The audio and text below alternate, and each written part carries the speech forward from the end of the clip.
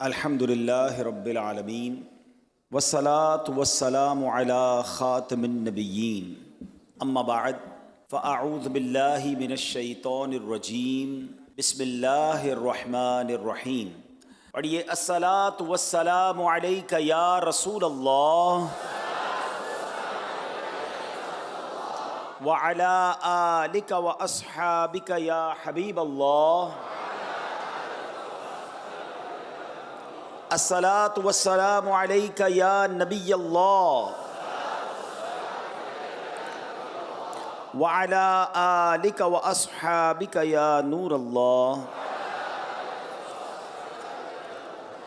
दुरूद पाक पढ़ने के बेशुमार फ़ज़ाइल व बरक़ात हैं। काबे के बदरुद्दुजा, तैबा के शम्सुद्दुहा सल्लल्लाहु अलैहि वसल्लम पर दुरूद पढ़ना कब कब कहाँ कहाँ और कैसे काम आता है। और सुभान अल्लाह, नबी पाक की ताज़ीम, नबी पाक से मोहब्बत कैसे काम आती है। वाक़या सुनिएगा। हज़रत वहाब बिन मुनब्बा रहमतुल्लाहि तआला से रिवायत है कि बनी इसराइल में एक शख्स था, अल्लाह पाक ने उससे 200 साल की ज़िंदगी अता फरमाई। 200 ईयर्स उसकी लाइफ थी, मगर बदकिस्मती से 200 साल ही उसने समझ लें ज़िंदगी पूरी की पूरी नाफरमानी में गुजारी, अल्लाह को नाराज़ करने में गुजारी। अब इतने गुनाह किए, इतनी इसकी बुरी आदत ये थी कि जब उस बंदे का विसाल हुआ तो नोबडी रेडी टू गिव कफन टू हिम। कोई तैयार ही नहीं था कि उसको कफन दें, उसको गुस्ल दें, उसको कब्र में डालें, जनाजा पढ़ें। लोगों ने क्या किया, उसकी मैयत को घसीट कर गंदगी के ढेर पे डाल दिया। इतना इतना बदनाम ज़माना और इतना बड़ा गुनाहगार। उधर बनी इसराइल ने यह अंदाज़ अपनाया और उधर अल्लाह करीम ने हज़रत मूसा अला नबीना वालिस्सलातु वस्सलाम पर वही भेजी। फरमाया, हमारा एक बंदा का इंतकाल हो गया है, आप जाइए, गुस्ल दीजिए, कफन पहनाइए, नमाज जनाजा पढ़कर उसकी तदफीन कीजिए। हज़रत मूसा जिसका जनाजा पढ़ाएं, अल्लाह के नबी जनाजा पढ़ाएं, वो तो बख्शा गया ना। अच्छा, आप तलाश करते करते बंदे के पास पहुंचे, कौन है, किसका इंतकाल हुआ, कोई बड़ा नेक आदमी होगा, मुझ पर वही आई है। अब जब जाकर उन्होंने तलाश किया, बंदा ढूंढा, तो पता चला उसको तो मोहल्ले वालों ने गंदगी के ढेर पे डाला हुआ है। कि या अल्लाह, ये इलाके वाले कह रहे हैं बड़ा खतरनाक, बड़ा नाफरमान, बड़ा गुनाहगार बंदा, और तू फरमाता है मैं इसको गुस्ल दूं, कफन। इतना बड़ा इनाम किस लिए? ऐसा क्या अमल किया इसने? सुनिए जरा। अल्लाह अकबर। आपने जब अल्लाह की बारगाह में अर्ज की ना, तो अल्लाह की तरफ से इरशाद हुआ, वाकई ये बंदा बड़ा गुनाहगार था, मगर अन्नहु काना कुल्लमा नशरत तौरा, जब ये बंदा तौरात शरीफ खोलता था, व नज़रा इला इस्मी मुहम्मदिन सल्लल्लाहु अलैहि वसल्लम, जब मेरे हबीब अलैहिस्सलातु वस्सलाम के नाम मुहम्मद मुस्तफ़ा सल्लल्लाहु अलैहि वसल्लम के नाम को देखता, क़ब्बलहु व वदअहु अला ऐनैहि व सल्ला अलैहि, हमारे महबूब के नाम पाक को अदब से चूमता, उसे आँखों से लगाता और दुरूद पाक के नजराने भेजता था। ए मूसा, इसकी अदा हमें बड़ी पसंद आई है। 200 साल के गुनाह हैं और हबीब पाक से मोहब्बत है, मेरे नबी के नाम को चूमा है, दुरूद पढ़ा है। ए मूसा, हमें इसकी अदा बड़ी पसंद आई है, बस इसकी नेक अमल के सबब मैंने इसके सारे गुनाह बख्श दिए, मैंने इसका निकाह 70 हूरों के साथ कर दिया है। आमाल न देखे ये देखा, महबूब के कूचे का है गदा, आमाल न देखे ये देखा, महबूब के कूचे का है गदा, मौला ने मुझे यूं बख्श दिया, सुबहान अल्लाह सुबहान अल्लाह। तो नबी पाक से मोहब्बत, प्यारे आका से वारफ्तगी, सरकार दो आलम अलैहिस्सलातु वस्सलाम पर दुरूद पढ़ना, ये अल्लाह को बड़ा पसंद है। तो ऐ मेरे प्यारे इस्लामी भाइयों, खुदारा अपनी ज़िंदगी में दुरूद पाक को शामिल कीजिए, कसरत से दुरूद पाक पढ़िए। इंशाअल्लाह ये दुरूद पाक दुनिया में भी खैर लाएगा, अल्लाह ने चाहा आखिरत में भी खैर व बरकत का सबब होगा। अल्लाह मुझे भी और आपको भी कसरत से दुरूद पाक पढ़ने की तौफीक अता फरमाए। अच्छा, उलमा कहते हैं ये तो बनी इसराइल का शख्स था, उस पर इतना करम हो गया, हम तो आका के उम्मती हैं ना, हम तो उन्हीं की उम्मत में से हैं। हम अगर दुरूद पाक पढ़ेंगे और बार बार पढ़ेंगे और जब जब सरकार का नाम आएगा अपने लबों को चूमेंगे, आका के नामे पाक को चूमेंगे, तो क्यों ना हम पर निगाहे करम होगी। तो इंशाअल्लाह नियत करें, कसरत से दुरूद पाक पढ़ेंगे इंशाअल्लाह। ये मोबाइल फ़ोन जो है ना, ये हमारे रोज़ के घंटों ले जाता है, इससे थोड़ा अपने आप को निकालिए। थोड़ा सा ये आप जरा गौर करें ना, इस मोबाइल फ़ोन ने इतना बिजी कर दिया हमको, हम एब्सेंट माइंडेड हो गए हैं। हमारे घर में रहकर भी हम घर में नहीं हैं। वो याद है कुछ अरसा पहले कराची में मोबाइल किसी ना किसी वाकई की वजह से बंद हो जाता है। एक दिन के लिए मोबाइल फ़ोन बंद हुआ तो मैंने एक सोशल मीडिया पर बड़ी दिलचस्प पोस्ट पढ़ी थी कि एक शख्स ने कहा कि आज बड़े दिनों बाद अपने घर वालों से मुलाकात हुई, पता चला बड़े अच्छे लोग हैं। क्योंकि घर में रहते भी हमारी मुलाकात तो नहीं है ना घर वालों से, बीवी अपने मोबाइल पर है, बच्चे अपने मोबाइल पर हैं, हम अपने मोबाइल, घर में हैं मगर घर में नहीं है। तो कब बड़े दिनों बाद मिला घर वालों से, बड़े अच्छी बातें करते हैं, बड़े अच्छे लोग हैं। टुडे आई नो दैट माशाल्लाह। तो अब ये हाल है हमारा कि हमें पता ही नहीं हमारे बच्चे कहाँ, हम कहाँ। तो थोड़ा सा मोबाइल, कोई टाइम ऐसा होना चाहिए कि जो हम, अब पता है दुनिया में बाकायदा इस फिनोमेना पे काम हो रहा है कि कई ऐसी जगह बनाई जा रही हैं। यानी एक होटल के बारे में मैंने पढ़ा, अमेरिका में गालिबन वो होटल है कि उस होटल में बाकायदा आप जाएं तो अब तो हम तो उस होटल में जाना पसंद करते हैं जहाँ वाईफाई हो। वहां जैमर लगाए गए हैं कि कोई फोन काम नहीं करेगा और वहां लिखा हुआ है हमारे रेस्टोरेंट में आना है तो हम हमारे साथ के सिर्फ खाना खाइए, मोबाइल नहीं चाहिए हमें, ताकि पता तो चले आपने खाया क्या है। हाँ, ये भी एक दिलचस्प बात है। अगर कभी देखें ना घर वाले, हम दोपहर का खाना खाएं और फोन पे ही लगे हुए और खाना भी खा रहे हैं, तो घर वाले पूछते खाना कैसा लगा, पता नहीं कैसा था खाना। जायका तो आएगा जब आप खाना खाएंगे, हम तो फोन पे लगकर खाना खा रहे होते हैं, तो हमें टेस्ट तक पता नहीं चल रहा। अजीब अजीब बीमारियां हो रही हैं। मैं आपको एक और बात बताऊं, आप देखिए किस किस के अंगूठे में दर्द हो रहा है। जो अंगूठा है ना, कभी इसको मूव करके देखिएगा। जो बहुत ज्यादा मोबाइल का इस्तेमाल करेगा ना, उसके थंब में दर्द होना शुरू हो जाएगा। मैं एक साहब से मिला, उनके हाथ पे एक बड़ी अजीब किस्म की पट्टी बंधी हुई थी। तो मैंने कहा खैर तो है, क्या हुआ? अच्छा, उनका वाकई बहुत इस्तेमाल था मोबाइल का, बिजनेस पॉइंट ऑफ व्यू से ज्यादा इस्तेमाल था। तो उन्होंने कहा मेरे अंगूठे में इतना दर्द हुआ कि मेरी फिर ये पूरा हाथ में दर्द शुरू हो गया। तो मैंने डॉक्टर को दिखाया दुबई में, तो उसने कहा अब ये बहुत सारे मरीज आ रहे हैं जिनका बहुत ज़्यादा मोबाइल का इस्तेमाल है। अंगूठे की एक रग होती है जो बहुत ज़्यादा इस्तेमाल की वजह से अब ख़राब होने लग गई है। अच्छा, फिर उसने बड़ी बड़ी अजीब बात बताई जो मैंने सीखी, इसलिए मैं आपसे ये जिक्र इसलिए छेड़ा मैंने, जो मेरे लिए बड़ी नई बात थी। उसने कहा अब्दुल हबीब साहब ये बताएं अंगूठा कितने काम के लिए बनाया? अल्लाह पाक ने अंगूठे को कितने ज़्यादा कामों के लिए बनाया है? उसने बताया अंगूठा सिर्फ ग्रिप के लिए है। पूरी दिन अगर मोबाइल को छोड़ दें, बाकी क्या काम है अंगूठे का? हम किसी भी चीज को पकड़ते हैं ना, तो अंगूठा उसकी ग्रिप करता है, उसको पकड़ता है। ये हमारे अंगूठे का इस्तेमाल था, मोबाइल फोन भी थोड़ी बना था। अब पूरा दिन हजारों मैसेज जो कर रहा है, वो अंगूठा इतने ज्यादा इस्तेमाल के लिए बना ही नहीं था। उसको इतना इस्तेमाल कर दिया कि उसमें दर्द होना शुरू हुआ, उसकी रगें खराब होना शुरू हो गई हैं। उसको डॉक्टर ने यह कहा कि अब आप अंगूठे से चैटिंग नहीं करेंगे, आप उंगलियों से चैटिंग करेंगे, वरना अंगूठा ही खराब हो जाएगा। तो ये तो सिर्फ अंगूठे की बात है, कईयों की आंखें खराब हो रही हैं, कईयों के कान खराब हो रहे हैं। इतना मोबाइल ना करें ऐसा। मोबाइल जरूरत के लिए हो, मगर मोबाइल जिंदगी बन जाए ये किसने कहा था? तो अल्लाह करे ये बात समझ आ जाए। और इसमें इसकी वजह से तिलावत का टाइम नहीं है, दुरूद का टाइम नहीं है, नमाजों का लोगों के पास टाइम नहीं है। तो खुदारा दुरूद पाक की कसरत कीजिए, ये दुनिया में भी काम आएगा, आखिरत में भी काम आएगा। दुखों ने तुमको जो घेरा हो तो दुरूद पढ़ो, दुखों ने तुमको जो घेरा हो तो दुरूद पढ़ो, जो हाज़री की तमन्ना हो तो दुरूद पढ़ो।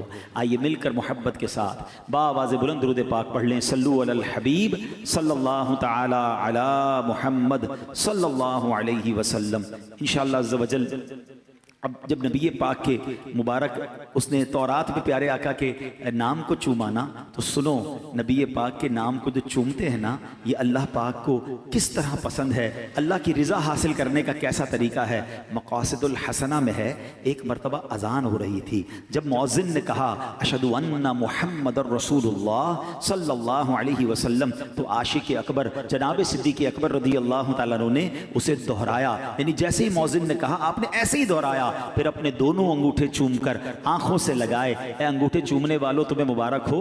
जब सरकार आली वकार सल्लल्लाहु अलैहि वसल्लम ने अपने यारे गार की ये अदा देखी ना कि मेरा नाम सुनकर मेरे आशिक अकबर ने अंगूठे चूमे हैं, आंखों से लगाए हैं, नबी पाक ने फरमाया मन फ़अला मिथला मा फ़अला खलीली फ़क़द हल्लत अलैहि शफ़ाअती। आका फरमाते जिसने मेरे दोस्त जैसा काम किया, जैसे मेरे आशिक अकबर ने किया, अगर किसी ने ऐसा ही किया उसके लिए मेरी शफाअत हलाल हो गई। फरमाया इमाम हसन मुज्तबा रज़ियल्लाहु तआला फरमाते हैं जब मुअज्जिन कहे अशहदु अन्ना मुहम्मदुर रसूलुल्लाह सल्लल्लाहु अलैहि वसल्लम, तो जो बंदा ये सुनकर कहे मरहबा बि हबीबी व कुर्रतु ऐनी मुहम्मद इब्न अब्दुल्लाह, फिर दोनों अंगूठे चूमकर आंखों पर रखे, वो कभी अंधा नहीं होगा, उसकी आंखें कभी नहीं दुखेंगी। हाँ, मेरे आका का नाम ही ऐसा है जो आंखों को नूर बख्शता है। शायर कहते हैं ना, आंखों का तारा नामे मोहम्मद, दिल का उजाला नामे मोहम्मद, आंखों का तारा नामे मोहम्मद, दिल का उजाला नामे मोहम्मद। पूछेगा मौला है लाया क्या क्या, पूछेगा मौला है लाया क्या क्या, मैं ये कहूँगा नामे मोहम्मद, दिल का उजाला। हाय हाय, कैसा नाम है, सुनो मेरे आका का। मराकश में एक नेक औरत रहती थी, किताबों में ये वाकया मनकूल है। उसकी आदत थी जब उससे कोई तंगी या परेशानी पेश आती, अपने हाथ चेहरे पे रखती। अंदाज क्या होता था, अपने दोनों हाथ चेहरे पे रखती और सुभान अल्लाह अपने चेहरे को दोनों हाथों से छुपाकर क्या कहती, या मोहम्मद, मोहम्मद सल्लल्लाहु अलैहि वसल्लम कहती। नामे पाक की बरकत से उसकी परेशानी दूर हो गई। कुछ अरसे बाद उस औरत का इंतकाल हो गया। मरने के बाद उसकी किसी रिश्तेदार औरत ने उससे पूछा कि तुम्हारे साथ क्या मामला हुआ। कहा कब्र में दो फरिश्ते आए, मुनकर नकीर आए, सवाल पूछने आए। जब वो मेरे पास आए, मेरी तो आदत थी जब कोई परेशानी होती थी दोनों हाथ चेहरे पे रख के मोहम्मद कहती थी, आका को पुकारती थी, मसला हल हो जाता था। फरिश्ते आए, मैंने चेहरा छुपाया और मोहम्मद सल्लल्लाहु अलैहि वसल्लम कहा, हाथ उठाए तो फरिश्ते जा चुके थे। आए हाय, सुभान अल्लाह।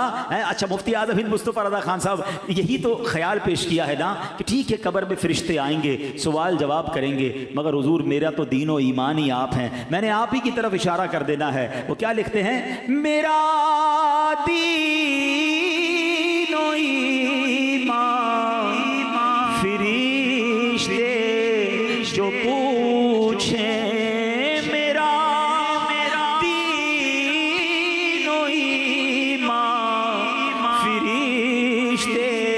जो पूछें तुम्हारी ही जानिब इशारा करूं मैं, तुम्हारी ही जानिब इशारा करूं मैं। तो इंशाअल्लाह नबी पाक से मोहब्बत करने वालों की कब्र में भी खैर ही होनी है इंशाअल्लाह। कब्र में लहराएंगे ता हश्र चश्मे नूर के, जलवा फरमा होगी जब तलअत रसूलुल्लाह की। अच्छा, नबी पाक अलैहिस्सलाम की शान व अज़मत यह है, उलमा बैठे हैं, अरब ज़बान का एक दस्तूर है, जिस चीज़ का शरफ ज़्यादा, जिस चीज़ का मकाम बुलंद, जिसका शरफ और बुजुर्गी ज़्यादा होती है, उस चीज़ के नाम भी ज़्यादा होते हैं। खुद मदीना तैयबा के किताबों में 100 के करीब नाम मिलते हैं। एक शहर ऐसा है दुनिया में जिसके 100 से ज्यादा नाम हैं। ये इसका मकाम और मर्तबा बयान करते हैं। सुभान अल्लाह, जनाब रसूलुल्लाह सल्लल्लाहु अलैहि वसल्लम की शान ये है कि आपके नाम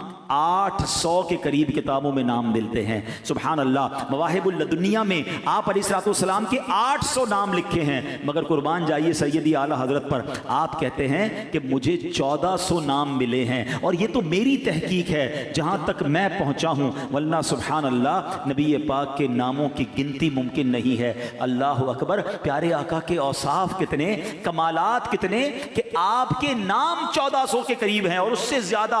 सुभान अल्लाह, जभी तो शायर कहते हैं ना, जिंदगियां खत्म हुई और कलम टूट गए, आका तेरे औसाफ का एक बाब भी पूरा ना हुआ। दिलदार बड़े आए, महबूब बड़े देखे, मगर जो देखे सभी उनके कदमों में पड़े देखे। अरबाबे नजर को कोई ऐसा न मिलेगा, बंदे तो बहुत मिल जाएंगे पर आका न मिलेगा। तारीख अगर ढूंढेगी सानी मोहम्मद, सानी तो बड़ी चीज है, साया न मिलेगा। अल्लाह अकबर। नबी पाक अलैहिस्सलाम के नाम मुख्तलिफ मकामात पर क्या हैं, सुनते जाइए। सुभान अल्लाह की सदा बुलंद करते जाइए, दिल में इश्क़ रसूल को और बढ़ाते जाइए। अल्लाह अकबर। हजरत काबुल अहबार ताबई बुजुर्ग हैं रदी अल्लाह तआला अन्हु, आप फरमाते हैं अहले जन्नत के यहाँ आपका नाम अब्दुल करीम है, अहले दोज़ख के यहाँ अब्दुल जब्बार है, अहले अर्श के यहाँ आपका नाम अब्दुल हमीद है, फरिश्तों के यहाँ आपका नाम अब्दुल मजीद है, अंबियाए किराम के यहाँ आप अब्दुल वहाब जाने जाते हैं, जिन्नात के यहाँ आपका नाम अब्दुल रहीम, पहाड़ आपको अब्दुल खालिक कहते हैं, खुश्की में आपका नाम अब्दुल कादिर है, समुंदरों में अब्दुल मुहैमिन है, मछलियां आपको अब्दुल कुद्दूस कहती हैं, वहशी जानवर आपको अब्दुल रज़्ज़ाक़ कहते हैं, शैतानों के यहाँ अब्दुल कहार है, दरिंदे यानी चीर फाड़ कर जो जानवर खाते हैं उनके नजदीक आपको अब्दुल सलाम वो कहते हैं, चौपाए आपको अब्दुल मोमिन के नाम से पुकारते हैं, परिंदे आपको अब्दुल गफ्फार के नाम से पुकारते हैं, अल्लाह पाक के यहाँ आपका नाम मुबारक ताहा है, और मोमिनों के यहाँ सबसे मशहूर सबसे फेमस जो आपका नाम है वो नाम पाक मोहम्मद सल्लल्लाहु अलैहि वसल्लम है। अब आपकी मुबारक कुनियत अबुल कासिम है क्योंकि आप जन्नत तकसीम करने वाले हैं।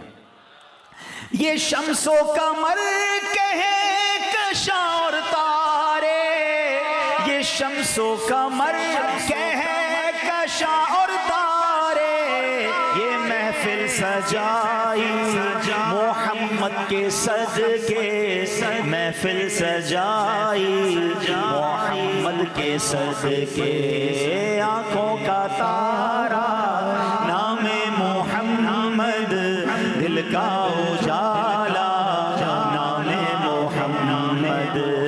सुभान अल्लाह, कुरान पाक में नबी पाक का सुभान अल्लाह नाम पाक जो मोहम्मद है वो 4 जगह आया, और एक पूरी सूरत ही नबी पाक के नाम पर सूरह मोहम्मद मौजूद है।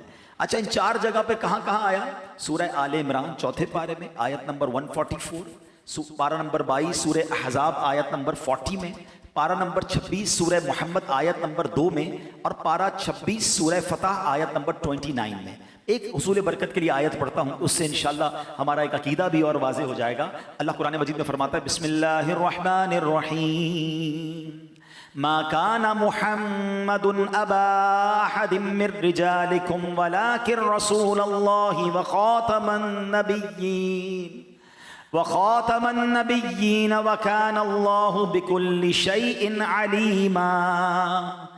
आसान तर्जुमा कुरान कंजुल इरफान, मोहम्मद तुम्हारे मर्दों में किसी के बाप नहीं हैं, लेकिन अल्लाह के रसूल हैं और सब नबियों के आखिर में तशरीफ़ लाने वाले हैं, और अल्लाह सब कुछ जानने वाला है। नबी पाक का जिक्र भी है इस आयत में, नाम मोहम्मद का भी जिक्र है, और ख़ातमुन नबिय्यीन है उसका ऐलान भी है। कितना वाज़े ऐलान है, सुभान अल्लाह। और कुर्बान जाइए अमीर अहले सुन्नत पर, बच्चे बच्चे की ज़बान पर ये नारा कितना प्यारा जारी कर दिया, मोहम्मदे मुस्तफ़ा सबसे आखिरी नबी, अहमदे मुजतबा आखिरी नबी, आमिना का लाडला सबसे आखिरी नबी, शाहे हर दोसरा सबसे आखिरी नबी, ताजदारे अंबिया सबसे आखिरी नबी, है हबीब किबरिया सबसे आखिरी नबी, अकीदा सब सहाबा का सबसे आखिरी नबी, अकीदा अहले बैत का सबसे आखिरी नबी। क्या शान है हमारे आका अलैहिस्सलातु वस्सलाम की। और नबी पाक अलैहिस्सलातु वस्सलाम का जो नाम मोहम्मद है ना, इसका माना पता है क्या है? नाम ही कितना कमाल का है। आपके नाम का माना है अल्लज़ी युहमदु हम्दन बाद हम्दिन, यानी वो ज़ात जिनकी बार बार तारीफ की जाए। सुभान अल्लाह, मालूम हुआ कि सरकार दो आलम अलैहिस्सलातु वस्सलाम वो हस्ती हैं जिनकी बार बार तारीफ की जाती है, 1000 बार तारीफ की जाती है। और सुने कब से तारीफ हो रही है? जब से आपका नाम पाक मोहम्मद रखा गया है। नॉर्मली बच्चे पैदा होते हैं 7वें दिन नाम रखा जाता है, अल्लाह ने ये नाम कब रखा? दुनिया बनने से, मखलूकात की पैदाइश से भी हजारों साल पहले ये नाम रखा गया। इससे मालूम हुआ कि जब जमीन व आसमान, अर्शो कुर्सी, लोहो कलम, जिन्नो इंसान, फरिश्ते भी मौजूद नहीं थे, उस वक्त भी मोहम्मद मुस्तफ़ा सल्लल्लाहु अलैहि वसल्लम की तारीफ की जा रही थी। जब भी ये तारीफ जारी थी, अब भी जारी है और क़यामत तक जारी रहेगी। बल्कि जब जन्नती जन्नत में चले जाएंगे ना, तो वहां भी नबी पाक की नाते जारी और सारी रहेंगी। जब ही तो आला हज़रत लिखते हैं ना, रहेगा यूं ही उनका चर्चा रहेगा, रहेगा यूं ही उनका चर्चा रहेगा, पड़े खाक हो जाए जल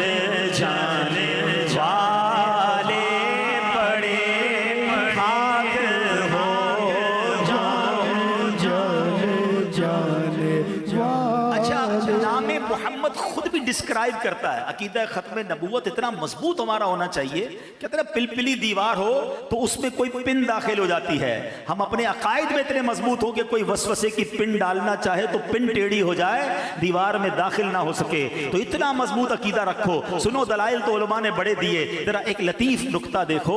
उलमा कहते हैं कि लफ्ज मोहम्मद हम्द से बना है, ठीक है, और हम्द हमेशा आखिर में की जाती है। यानी खाना खा लेते हैं तो क्या कहते हैं? अल्हम्दुलिल्लाह। पानी पिए तो आखिर में क्या कहते हैं? अल्हम्दुलिल्लाह। कोई भी काम हो जाए तो उसके बाद हम्द की जाती है। यहां तक कि अल्लाह पाक ने अहले जन्नत के मुतालिक क्या फरमाया?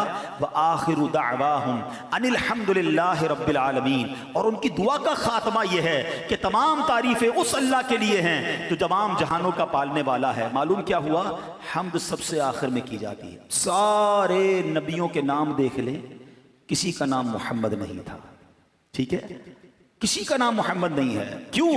इसलिए कि सिलसिला नबूवत जारी था, और जब आखिरी नबी तशरीफ ले आए तो आखिर में मोहम्मद मुस्तफ़ा अहमद मुजतबा सल्लल्लाहु अलैहि वसल्लम को भेजा गया। उनका नाम पाक मोहम्मद रखकर बता दिया कि अब हम्द हो गई, दुनिया में अब किसी और नबी ने नहीं आना।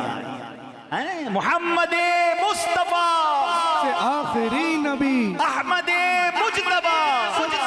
ये मजबूत अकीदा होना चाहिए कि जनाब रसूलुल्लाह सल्लल्लाहु अलैहि वसल्लम यही सबसे आखिरी नबी हैं। और सुभान अल्लाह, अब आओ नाम मोहम्मद की बरकतें अब हम कैसे हासिल कर सकते हैं? वैसे तो उनका नाम बरकत, उनका जिक्र बरकत, उनकी दुरूद पाक उन पर पढ़े तो बरकत। नबी पाक की जो नाम पाक है ना, वो दुखी दिलों का भी सहारा है, बल्कि हर एक का सहारा है। मवाहिबुल लदुनिया में है कि अल्लाह पाक ने जब अर्श आज़म को तख्लीक फरमाया ना, अर्श आज़म को, तो अर्श पर अल्लाह पाक के नाम पाक के जलाल की हैबत से कपकपी तारी हो गई। अर्श हिलने लगा, कपकपाने लगा, और उस पर जब ला इलाहा इल्लल्लाह लिखा गया तो वो कांपने लगा। अल्लाह अकबर। अब जब मुहम्मदुर रसूलुल्लाह लिखा गया ना, तो नबी पाक की बरकत से अर्श आज़म की वो हैबत वाली कैफियत दूर हो गई, अर्श आज़म को राहत मिल गई।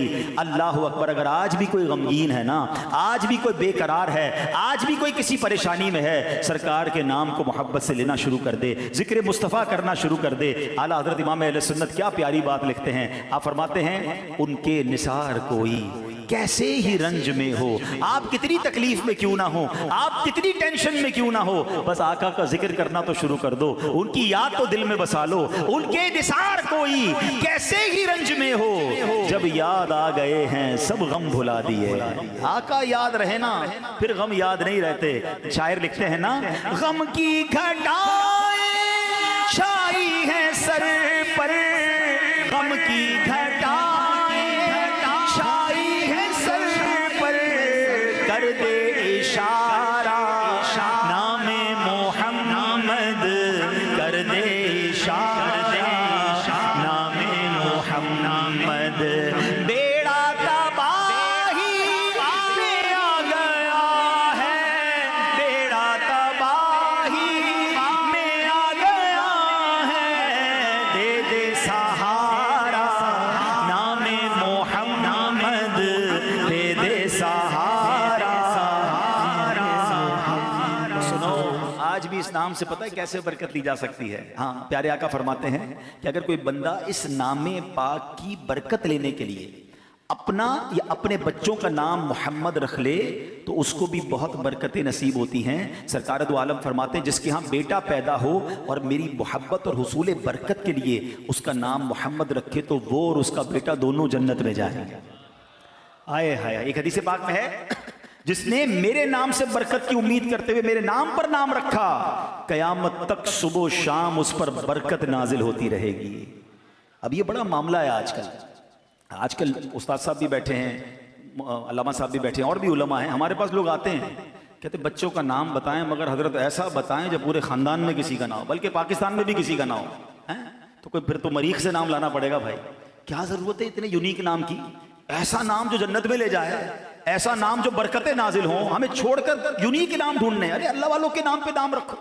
सुभान अल्लाह। सैयदी आला हज़रत का क्या तरीका था, जब कोई आपसे नाम पूछता बच्चे का, आप नाम मोहम्मद रखते, पुकारने के लिए कोई और नाम रख देते हैं, बिलाल रख देते, हमजा रख देते, कोई भी नाम। इसी तरह अमीर अहले सुन्नत की बारगाह में भी जब कोई आता है, बेटे का नाम पूछते हैं, आप मोहम्मद ही नाम अता फरमाते। फिर पुकारने के लिए अहमद रजा, बिलाल रजा, हमजा रजा, कोई भी अच्छा नाम सहाबी के नाम पे नाम रखें। मगर अब तो जनाब नाम वो चाहिए जो बिल्कुल ही यूनिक हो। ये ना करें। आप बच्चों और बच्चियों के नाम अंबिया, सहाबा, अहले बैत, इनकी बरकतें मिलेंगी आपको, आपके खानदान पर बरकतें नाजिल होंगी। अब इमाम गजाली अलैहि रहमतुल्लाहि अलैहि का नाम क्या है? इमाम मोहम्मद बिन मोहम्मद गजाली। आपका नाम भी मोहम्मद, आपके वालिद का नाम भी मोहम्मद, आपके दादा का नाम भी मोहम्मद। हम तो कहते नहीं, जरा ये नाम ना दे, वो मेरे चाचा के बेटे का नाम है, वो हमारे मोहल्ले में किसी का नाम है, कोई और नाम बताएं, हमें तो नाम ही नहीं चाहिए वो जो किसी का रख लिया गया हो। तो ये ना करें, सुभान अल्लाह, नाम रखें। हाँ अच्छा, फिर मोहम्मद रखकर पुकारने के लिए दूसरा नाम क्यों? ताकि इस नाम का अदब भी बाकी रहे, क्योंकि बाज़ औक़ात गुस्सा आ जाता है आपको, अब आप नाम मोहम्मद लेकर कुछ और भी कह दें तो कहीं बेअदबी ना हो जाए। तो सुभान अल्लाह, नाम भी रखना है और उसका अदब भी बरकरार रखना है। अल्लाह वाले कैसे अदब रखते थे? महमूद गजनवी के बारे में आता है, उनके जो वजीर थे अय्याज, जो इनके पास होते थे, तो उनका बेटे का नाम मोहम्मद था। तो उन्होंने एक बार कहा, ए अय्याज के बेटे इधर आओ। तो बेटा कहता है, हुजूर लगता है कोई गलती हो गई है, रोज तो आप मेरा नाम लेके पुकारते थे, आज आपने मुझे अय्याज का बेटा कहा। तो कहा, बेटा बात यह है, मैं रोज तुम्हें जब पुकारता था ना, मैं वजू से होता था, तुम्हारा नाम मोहम्मद है ना, आज वजू नहीं था तो मेरी गैरत ने गवारा नहीं किया कि बेवजू में ये नाम ले लूं। अदब वाले तो ऐसे अदब करते हैं, उलमा कहते हैं ऐसे नाम रखो, जरूर रखो, फिर उसके नाम का अदब भी करो। उसी नाम के साथ मादअल्लाह बुरी बातें लोग लगा रहे होते हैं। जब भी तो उलमा कहते हैं बोलने में एहतियात करनी चाहिए, कौन सा वक्त कबूलियत का हो। जैसे किसी का जैसे कहते हैं रहमत, बरकत, ये नाम अव्वल तो रखने नहीं चाहिए, रखे तो फिर उसके संभालें उसको। घर में बरकत भाई है, बरकत नहीं है, चली गई, तो कहीं बरकत कबूलियत का वक्त है ना, बरकत ही चली जाए। रहमत है, नहीं है, रहमत नहीं है, तो क्या पता कबूलियत का वक्त ना हो। तो नाम वो रखें कि फिर जिसका आप एहतराम भी करें, और नाम अच्छे ही रखने चाहिए। और बहरहाल सुभान अल्लाह, बेटे की बात हुई है तो सुनो, बड़े हो सकते हैं बेटों के तमन्नाएं यहाँ हो, मुझे सुन रहे हो। इमाम अता रहमतुल्लाहि तआला फरमाते हैं कि जो ये चाहे कि उसकी औरत के हमल में लड़का हो, तो उसे चाहिए कि अपना हाथ औरत के पेट पर रखकर कहे, इन काना ज़करन फ़क़त सम्मैतुहु मुहम्मदन, यानी अगर ये लड़का हुआ तो मैंने इसका नाम मोहम्मद रखा, इंशाअल्लाह लड़का होगा। आका के नाम की बरकत देखो इंशाअल्लाह। मगर यहाँ मैं एक छोटा सा बारीक नुक्ता जरूर अर्ज करूंगा। यकीनन लड़का बेटा बहुत बड़ी नेमत है, मगर बेटी भी बहुत बड़ी सआदत है। बहुत सारी हदीसें हैं बेटियों के फ़ज़ाइल पर। नबी पाक अलैहिस्सलाम फरमाते, जिसका मज़मून है किसी की 3 बेटियां हों, उसकी अच्छी परवरिश करे तो अल्लाह पाक माँ बाप दोनों पर जन्नत वाजिब करार दे देता है। एक साहबी ने कहा, हुजूर 2 बेटियां हों? फरमाया 2 बेटियां हों फिर भी जन्नत वाजिब हो जाती है। किसी ने अर्ज़ की, हुजूर 1 बेटी हो? फरमाया 1 बेटी हो फिर भी जन्नत वाजिब हो जाती है। और एक हदीस तो बेटियों के लिए इतनी निराली है, अल्लाह के हबीब अलैहिस्सलाम फरमाते, जिसका मजमून है बेटियों को बुरा मत कहो, बेशक मैं भी बेटियों वाला हूँ। ये जुमला कितना प्यारा है, मैं भी बेटियों वाला हूँ। मगर आज घर में अजीब झगड़े हैं, इस बात पर लड़ाइयाँ हो रही हैं, बेटा नहीं हो रहा, अपनी बीवी को ताने देते हैं। अल्लाह के बंदो, वो आपकी ज़ौजा है, औरत के हाथ में नहीं है, उसके इख्तियार में नहीं है, ये अल्लाह की देन है। अब तो मेडिकल साइंस भी ये बताती है कि जनाब औरत से ज्यादा मर्द का मामला होता है, लेकिन अल्लाह जिसे चाहे अता फरमाए। आपको वजीफा भी दे दिया, लेकिन इस बिना पर अपनी बीवी पर जुल्म करना, अपनी बीवी को ताने देना, उसके लिए जिंदगी मुश्किल कर देना, खुदा के वास्ते ऐसा ना करें। नाम मोहम्मद सल्लल्लाहु अलैहि वसल्लम जिनका जिक्र खैर सुन रहे हो ना, मैं आपको हदीस पाक सुनाता हूँ। हदीस पाक है जिसका मजमून है कि सुन लो, तुम में सबसे बेहतरीन वो है, द बेस्ट अमंगस्ट यू। आका फरमाते, तुम में बेहतरीन वो है जो अपने घर वालों के साथ बेहतरीन है।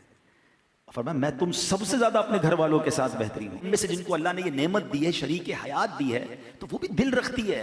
हर बात, खाना ठीक नहीं पका तो उसे सुना दिया, कपड़े इस्त्री नहीं तो उसे सुना दिया, ऑफिस में प्रॉब्लम हुआ तो जाके उस पर गुस्सा उतार दिया। क्या वो दिल गुर्दा नहीं रखती है? ठीक है, आपकी ज़ौजियत में आ गई तो उसके पास कोई इख्तियार नहीं है।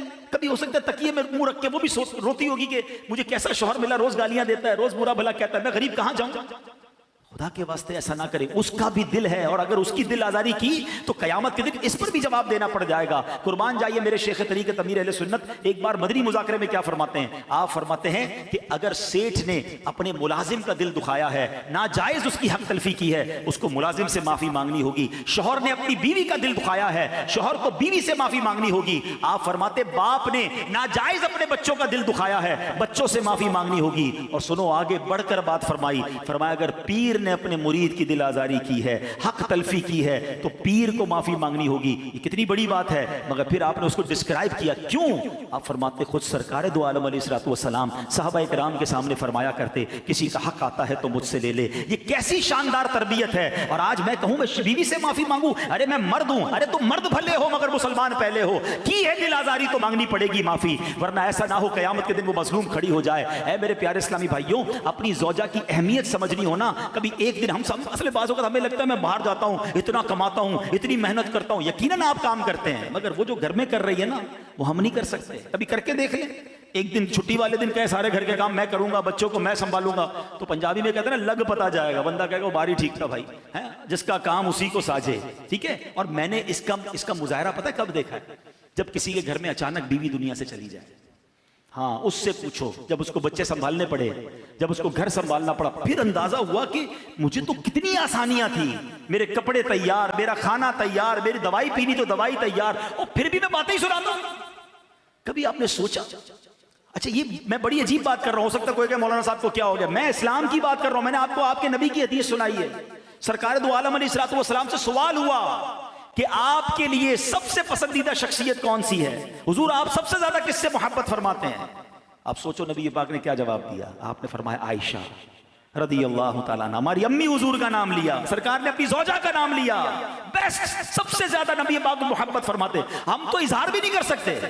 कभी अपनी ज़ौजा को शुक्रिया कहा, आपकी बड़ी मेहरबानी, आप मुझे इतनी खिदमत करती हैं, आपके लिए मैं आज तोहफा लाया, आप जब देखो मेरी खिदमत करती हैं। अरे नहीं यार, मैं कैसे कह दूं, मेरी इज्जत कम हो जाएगी। किसने का कम हो जाएगी? हाँ, ये जरूर है घर वालों को लगेगा तबीयत ठीक नहीं है, लगता है कि इन्होंने शुक्रिया कहना शुरू कर दिया।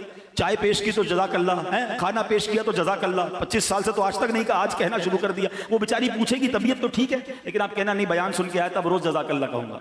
हाँ, घर का माहौल अच्छा हो जाएगा, है उनके चेहरे पे भी मुस्कुराहट आनी चाहिए। मैं आपको एक और बात समझाता हूं कि आप कभी सोचिएगा, हमारी ज़ौजा की शायद हर दुआ में हम होते हैं, हर दुआ में हम अपने सुहाग के लिए, अपने बच्चों के वालिद के लिए दुआ मांगती है। हम कितनी दुआ मांगते हैं उसके लिए, ये गौर कीजिए।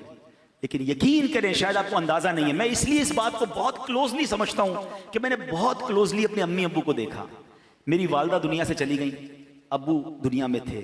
मैंने जब अब्बू की तन्हाई देखी ना और उनकी कैफियत देखी, हम समझते जवानी में मियाँ बीवी जरूरी हैं, ये रिश्ता मरते दम तक जरूरी है, बुढ़ापे में ज्यादा जरूरी है।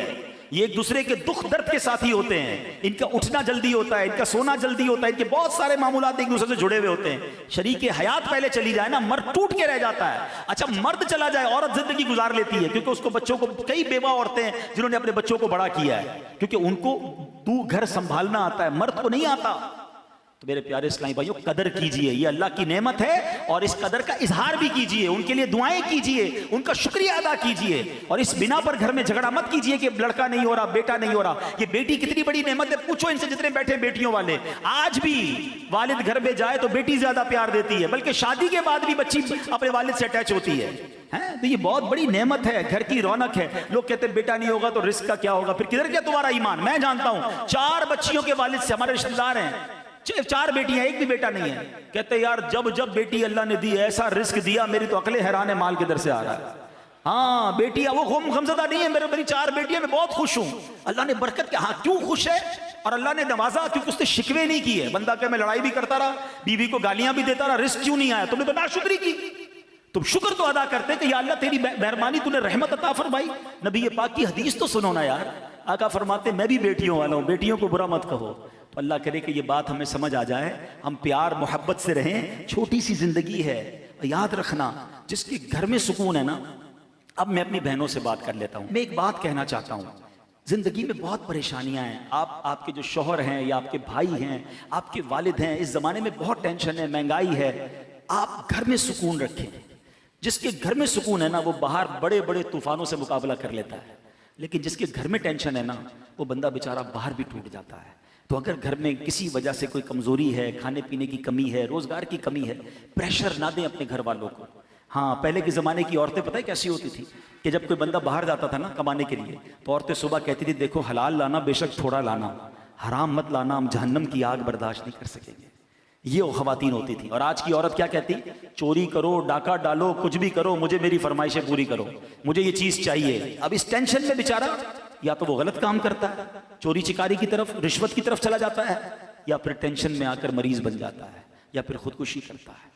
तो प्लीज प्रेशर ना दें, मिलकर रहें, गाड़ी के दो पहिए हैं, प्यार से रहें, हाथ पकड़ कर जिए। एक बात मैंने जिंदगी में देखी है, जिस औरत ने दुख सुख में अपने शौहर का साथ दिया है ना, दुख में तकलीफ में अपने शौहर का साथ दिया है, अल्लाह ने उस औरत को सुख के दिन जरूर दिखाए हैं, अल्लाह ने उसको खुशियां जरूर अता फरमाई। मुश्किल वक्त में साथ दे दो, अल्लाह सुख के दरवाजे खोल देगा, रहमत के दरवाजे खोल देगा। तो बहरहाल सरकार दो आलम सल्लल्लाहु अलैहि वसल्लम का जिक्र खैर भी किया, उनके मुबारक नामों की बात भी की, और उन्हीं की सीरत की चंद बातें मैंने पेश कर दी कि नबी पाक अपने घर वालों के साथ कितने बेहतरीन थे, घर का सौदा सलफ भी ले जाते, घर वालों के साथ नरमी से पेश आते, हसनैन करीमैन को कांधों पर सवारी कराते। क्या हम अपनी फैमिली के साथ ऐसे हैं? फैमिली के साथ फैमिली मेंबर बन के रहिए। हम बाज़ औक़ात फैमिली में भी अफसर बन के रहते हैं, बाहर भी अफसर होते हैं ना, तो घर में भी अफसर ही चला रहे होते हैं। घर में अफसर बनकर नहीं, घर में जनाब लीडर बन के नहीं, घर में आप घर के फर्द बनकर रहिए, तो इंशाअल्लाह पूरी फैमिली खुशगवार जिंदगी गुजारेगी। और यही हमारा इस्लाम हमें सिखाता है। बाज़ लोग बाहर वालों के लिए बड़े बड़े मुस्कुरा कर मिलने वाले, उसने अखलाक के पैकर होते हैं, और घर जाते ही मुंह फुला लेते हैं। नहीं, घर वालों का ज्यादा हक है, और उसमें भी माँ बाप का सबसे ज्यादा हक है। माँ बाप के साथ, बीवी बच्चों के साथ, भाई बहनों के साथ। हाँ, एक और प्रॉब्लम है, शादी हो गई, अब भाई बहनों को छोड़ देते हैं। नहीं, भाई बहन भी जुड़े हुए होने चाहिए। माँ बाप चले जाए ना, बिलखुसूस मेरा मशवरा है, भाई बहन एक दूसरे से जुड़ जाओ, यही तुम्हारे माँ बाप की रूह चाहती है। वरना भाई बहन बिखर जाते हैं, एक दूसरे से मिलते नहीं है, थोड़ी थोड़ी बातों पर लड़ाई, जायदाद के मामलों पर लड़ाई ना करें, थोड़ा बहुत ऊपर नीचे करके जुड़े रहो, यही जिंदगी है। कुछ लोग बड़े तो कहते हैं जोम में होते हैं, मेरे 5000 फ्रेंड्स हैं फेसबुक पर, मैं इतने व्हाट्सएप के ग्रुप में हूँ, सारा दिन मैं चैटिंग करता हूँ, मेरे बड़े चाहने वाले हैं। सच बताऊं, जिस दिन अस्पताल के बिस्तर पर जाओगे ना, तुम्हारे अस्पताल के बिस्तर के आसपास तुम्हारे घर वाले ही नजर आएंगे। कोई व्हाट्सएप का, फेसबुक का, सोशल मीडिया का फ्रेंड नहीं आएगा जिसके साथ तुम सारी जिंदगी चैटिंग करते रहे। यही घर वाले, यही खून काम आएगा तुम्हारी तकलीफ में। तो जो अपने हैं ना, उनको जोड़ के रखना, इसको टूटने मत देना। ये तस्बीह के दाने होते हैं, ये बिखर गए ना फिर नहीं मिलेंगे। अपने भाई बहनों को, अपने फैमिली मेंबर्स को कभी थोड़ी कुर्बानी भी देनी पड़े ना। बहन ने कोई बात कह दी, भाई ने कोई बात कह दी, कोई बात नहीं, मेरा भाई है, मेरी बहन है। छोटी छोटी बातों पर रिश्ते तोड़ देते हो, रिश्ते ना तोड़े, जुड़ कर रहें। आपके और हमारे माँ बाप की भी रूह खुश होगी कि अगर उनके मरने के बाद भी अगर भाई बहन जुड़े हुए हैं, तो अल्लाह करे ये बात दिल में आ जाए कि हमारी फैमिली जुड़ी रहे, मोहब्बत से रहे, प्यार से रहे। और यही मेरी और आपकी शरीयत हमें सिखाती है। हम दुनिया वालों के लिए मेहरबान, और घर में जाएं तो वो घर वालों के लिए टेंशन। ऐसा नहीं होना चाहिए। अल्लाह करे दिल में उतर जाए मेरी बात। अल्हम्दुलिल्लाह, ऐसी प्यारी बातें, इश्क रसूल वाली बातें, सीरत रसूल पर अमल करने वाली बातें दावत इस्लामी के प्यारे माहौल में हमें सिखाई जाती हैं। आप भी इस माहौल से वाबस्ता रहिए, दावत इस्लामी के इज्तिमात में शिरकत कीजिए, मदनी काफिलों में सफ़र कीजिए। ऐसे बयानात और सुनेंगे तो मज़ीद इंशाअल्लाह नरमी, शफ़क़त, मुस्कुराहट, सुन्नत पर अमल करने का जज्बा बेदार होगा इंशाअल्लाह। तो आप मदनी चैनल देखें तो इंशाअल्लाह ऐसे बयान सुनते रहेंगे। सल्लु अलल हबीब।